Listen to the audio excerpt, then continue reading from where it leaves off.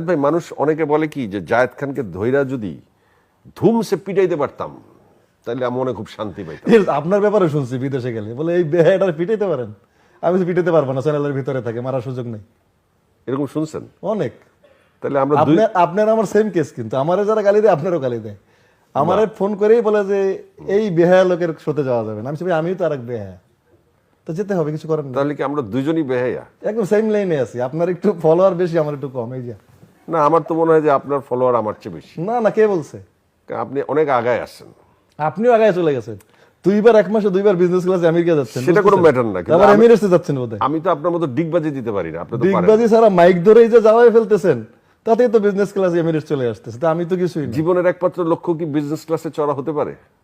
বা জীবনের মূল্য মাপকাঠি কি বিজনেস ক্লাস দিয়ে নির্ধারণ শিল্পীর হয়? একটা সম্মান থাকবে না?